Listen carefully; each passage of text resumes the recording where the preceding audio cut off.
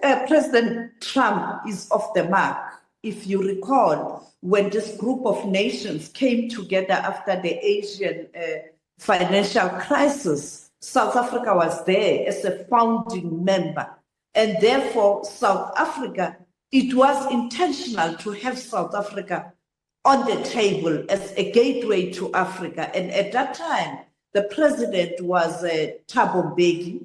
And when it started, it was a group of finance ministers and central bank governors. The former finance minister, Trevor Manuel, was there. The late central bank leader of South Africa, Tito Mboweni, was there. So we are founding members. It's not a favor. And therefore, I think South Africa's response will be diplomatic to say South Africa has earned its stripes in terms of being part of this group. We were there. We are founding members. This is not NATO. This is not a military alliance.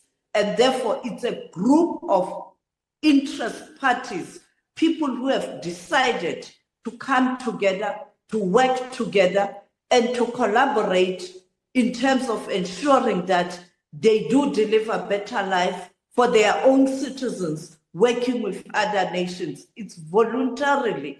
It's not something that President Trump can dictate to member states to pull us out. Unlike your G7, we know it was G8, and they took a decision to exclude Russia. This is a complete different case. And therefore, I think South Africa's response will be diplomatic, but again, it proves a fact that sometimes those around President Trump, they don't really give him a proper briefing in terms of how he should make utterances and respond to certain issues. For example, when you listen to his statement, he was in Miami, and I think he wanted to say something about South America, and he ended up saying South Africa, and he had to find a way to manage that mistake. And then he went to South Africa and went on again to make those utterances about South Africa.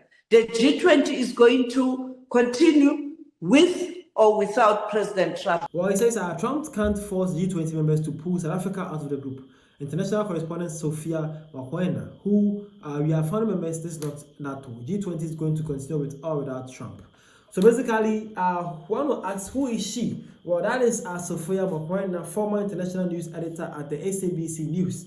Well, yeah. So Sophia is actually out there telling Trump bluntly that South Africa did not just happen to be in the G20. They were actually founding members.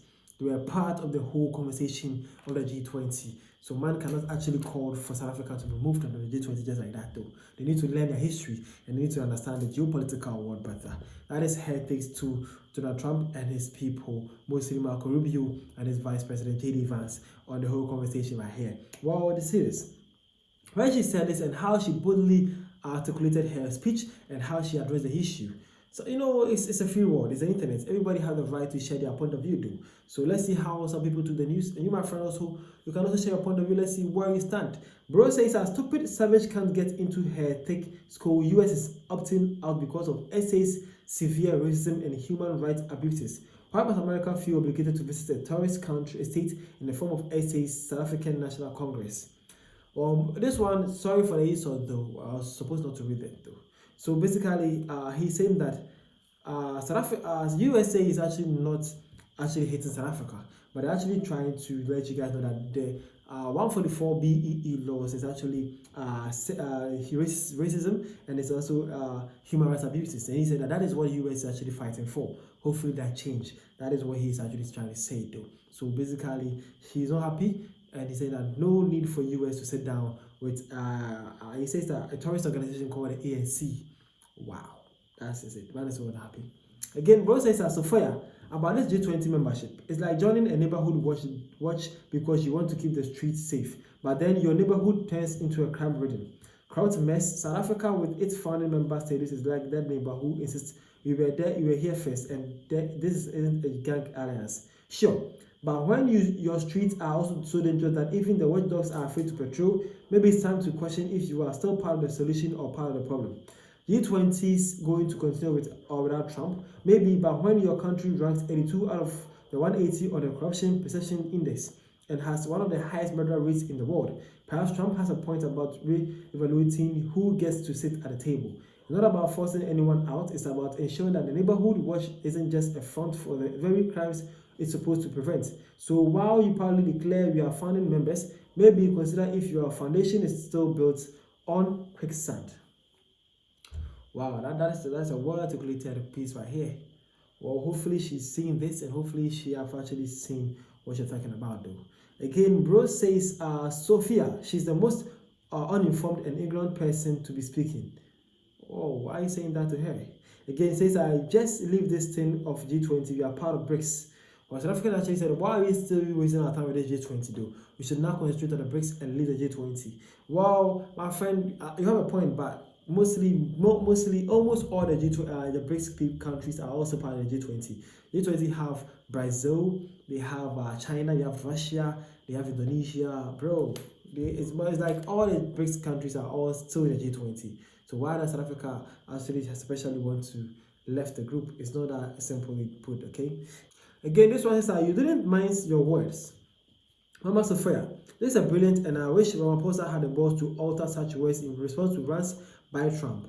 Wow. And lastly, Bro saying that she's talking on behalf of government now. This one is not a journalist, but a politician. Well, now people have also started targeting Mama Sophia as not just being a journalist, but also a politician for the ANC as well. What do you think about the whole conversation? Where is your point of view? And let's see where you stand with this whole conversation as well. The name is Dashi. Thank you for your time. And see you guys around for more African tips and news. Thank you.